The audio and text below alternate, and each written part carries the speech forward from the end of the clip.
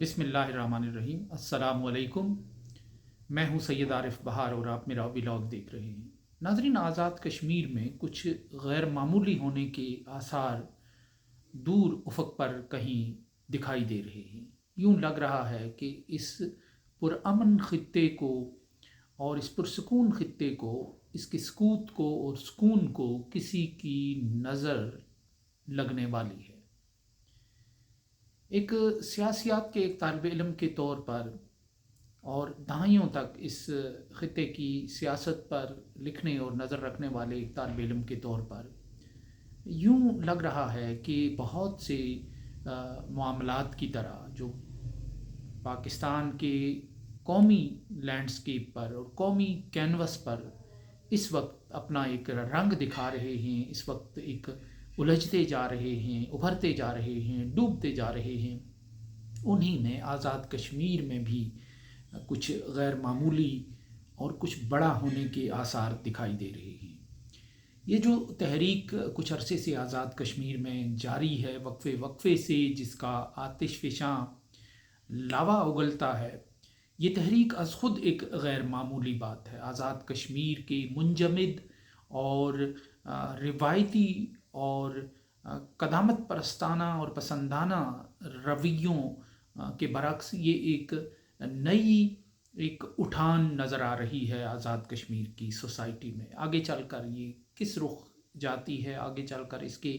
نتائج کیا نکلتے ہیں، یہ ایک الگ بات ہے، لیکن یہ آزاد کشمیر میں ایک نئی آواز ہے، ایک نیا پن ہے، ایک نئی ہوا کا ایک جھونکا ہے۔ اس کے ساتھ ساتھ آزاد کشمیر میں کچھ یعنی ان نئی آوازوں کو بالکل اس انداز میں کہ یہ ارتقاء کا چلن ہے کہ ہر زمانے میں پرانے لوگ نئے آدمی سے ڈرتے ہیں، نئی آوازوں کو کنٹرول کرنے کے لیے، ان کو ایک قابو میں کرنے کے لیے یا ان کو ایک حد کے اندر، ان کی گونج کو، ان کی صدائے بازگشت کو ایک حد کے اندر رکھنے کی بھی ایک سوچ اور حکمت عملی نظر آ رہی ہے۔ اور اس سوچ اور اس حکمت عملی میں ابھی تو شاید کوئی بہت زیادہ سختی اور کرختگی نظر نہیں آتی، لیکن مستقبل کے اور پاکستان کے موجودہ لینڈسکیپ میں اس کے لیے اس رویے میں کوئی دوستانہ سٹائل بھی نظر نہیں آ رہا۔ آزاد کشمیر ابھی ایک خاصی پرشور اور پرجوش احتجاج سے سنبھلا ہی تھا کہ مری کا وہ کوہالا پل کا ایک واقعہ ہوا، اور اب چونکہ وہ ختم ہو چکا ہے، لیکن اس کے بعد بھی ایسی سوشل میڈیا کا پراسرار انداز سے ایک ایسا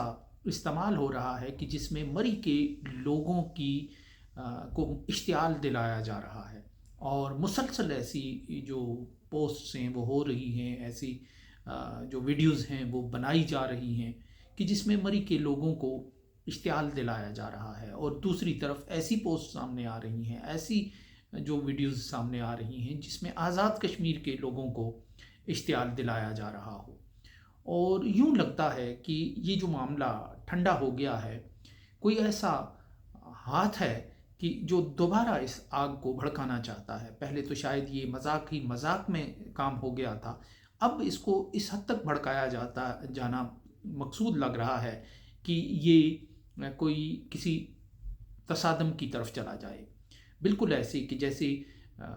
80 کی دہائی میں کراچی میں جو بشرا زیدی کیس ہوا تھا کہ ایک اردو سپیکنگ کراچی یونیورسٹی کی لڑکی ایک پشتو سپیکنگ بس ڈرائیور نے کچل دی تھی، اور اس کے بعد پھر ایک یہ چنگاری ثابت ہوئی کراچی کے حالات میں، اور اس کے بعد کراچی دوبارہ کبھی سنبھل نہ پایا۔ دہائیوں تک یہ جو کراچی کا تشدد ہے یہ پھیل کر رہ گیا، ہزاروں لوگ اس میں مارے گئے، آبادیوں کے درمیان تصادم ہوئے، اور خوفناک قسم کی صورتحال، ایک ایسا آشوب مسلسل ہو کر رہ گیا کراچی کی جو دہائیوں تک پھر بہتا جا رہا تھا، اور جس کا درد و کرب پھر دہائیوں تک، اور اس کے اثرات بھی پھر دہائیوں تک چلتے رہے۔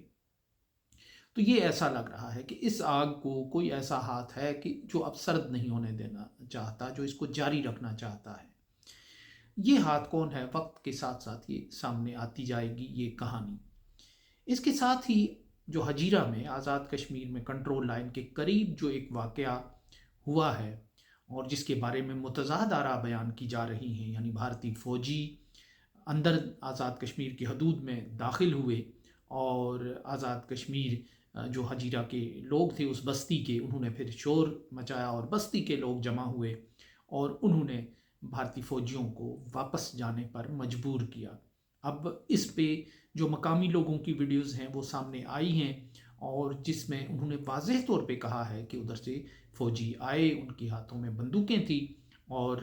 انہوں نے قریبی جو پاکستان آرمی ہے ان کی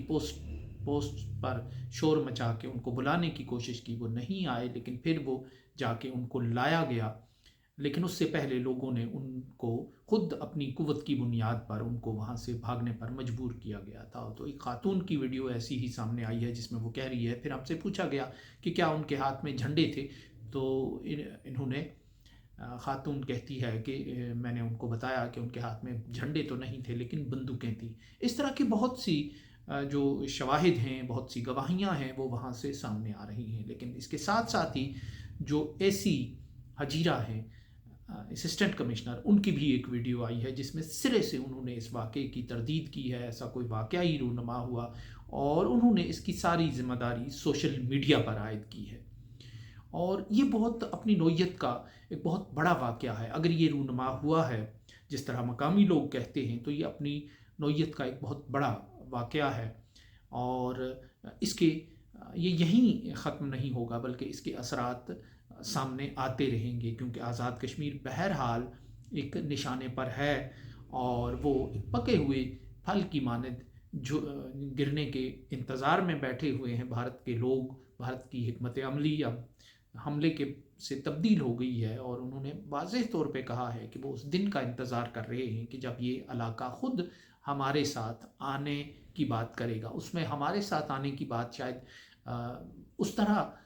نہ ہو کہ جس طرح وہ دیکھتے ہیں کہ بھارت کے ساتھ آنے کی، لیکن ریاست جموں و کشمیر کے ان حصوں کے ساتھ آنے کی کہ جو اس وقت بھارت کے قبضے میں ہیں، کنٹرول میں ہیں، ان حصوں کے ساتھ ملنے کی بات کوئی سمجھ میں آنے والی معلوم ہوتی ہے۔ اور حالات اس جو واقعہ ہے، یہ جو حجیرہ کا ہے، اگر یہ ترتیب دیا گیا ہے، بائی ڈیزائن کیا گیا ہے، تو یہ پھر وہی بات ہے کہ یہ آگ سے کھیلنے والی بات ہے۔ یہ آزاد کشمیر کو کسی مخصوص جانب دھکیلا جا رہا ہے۔ آزاد کشمیر کا سکون اور سکوت جو ہے اب وہ کسی کو پسند نہیں آ رہا، اور یہاں ایک نیا ایک آشوب، ایک زخم یہاں کھولنے کی، تیار کرنے کی ایک کوشش کی جا رہی ہے کہ جس کے اثرات پھر دہائیوں تک موجود رہیں گے۔ کہ ظاہر ہے کہ اتنی محنت سے اگر ایک پرامن علاقے کو اس طرح کے پر اسرار واقعات کی طرف دھکیلا جا رہا ہے، حالات کی طرف دھکیلا جا رہا ہے، تو وہ پھر ایک مہینہ 2 مہینہ کے لیے نہیں ہے، تو پھر اس کے طویل المیعاد مقاصد ہو سکتے ہیں یا ہوں گے۔ تو اس طرح اب جو آزاد کشمیر کے حالات ہیں، یہ 2 واقعات بڑے سگنیفیکنٹ ہیں آزاد کشمیر کے پس منظر میں، کہ ایک جو مری کے واقعے کو ایک بالکل ڈیزائن کیا گیا تھا، ڈیزائن کیا ہوا لگ رہا تھا، اس کے بعد آزاد کشمیر میں اتنا بڑا واقعہ ہونا کہ کنٹرول لائن عبور کر کے بھارت کی فوج اندر آئی، اور پھر اس پر کوئی رد عمل نہیں ہوا، کوئی شور نہیں مچا، اگر یہ ہوا ہے۔ تو وہیں پھر اے سی کی جو تردید ہے، اس میں حقیقت کیا ہے، اس میں سچائی کیا ہے، یہ بھی سامنے آنا ضروری ہے۔ لیکن اگر تو یہ ساری باتیں سوشل میڈیا پر ڈالنے والی بات ہے، تو پھر یوں لگ رہا ہے کہ یہ جو آرڈیننس ہے جو واپس لیا گیا ہے عوامی دباؤ پر، وہ آرڈیننس کسی نہ کسی انداز سے اس کی جوازیت، اس کی جسٹیفیکیشن کرنا ضروری ہے، کہ وہ آرڈیننس بہت ضروری ہے آزاد کشمیر کو پاکستان کے ساتھ رکھنے کے لیے، فکری لام بندی کے لیے، نظریاتی طور پر لوگوں کو گمراہی سے بچانے کے لیے اس آرڈیننس کی بہت افادیت، بہت ضرورت ہے۔ اور سوشل میڈیا پہ جو طوفان آنا ہے،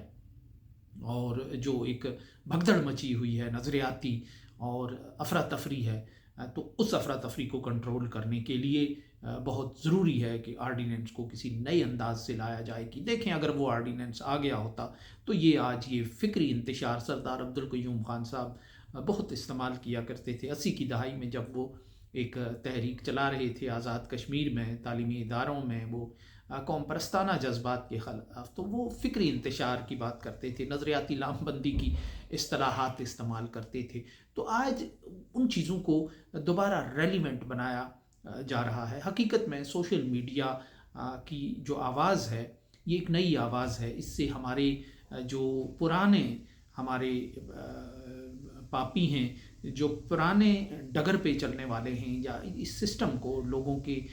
جذبات کو، احساسات کو منجمد رکھنے اور فریز رکھنے اور ایک ریموٹ کے ذریعے ان کو چلانے کے جو خواہش مند ہیں، انہیں یہ نئی آوازیں وہ اس کے عادی نہیں ہیں، وہ اس کو سننے کے عادی نہیں ہیں، ان کے کان مانوس نہیں ہیں، تو وہ اس کو اس انداز سے کنٹرول کرنا چاہتے ہیں۔ اور لیکن ایسا نہیں ہو سکتا کہ وقت کے دھارے کو، وقت کے پہیے کو اور بہتے ہوئے پانی کو اس انداز سے اور اس طریقے سے کنٹرول نہیں کیا جا سکتا۔ اور اس لحاظ سے کہ اگر یہ دو واقعات کسی جسٹیفیکیشن کی بنیاد ہیں، کسی چیز کو جسٹیفائی کرنے کے لیے اگر یہ واقعات کیے گئے ہیں، تو تب بھی اس طرح کے خطرناک کھیل کھیلنے سے اجتناب کرنا چاہیے۔ ہم نیک و بد حضور کو سمجھائے دیتے ہیں۔ اس کے ساتھ ہی اجازت دیجیے، اللہ نگہبان۔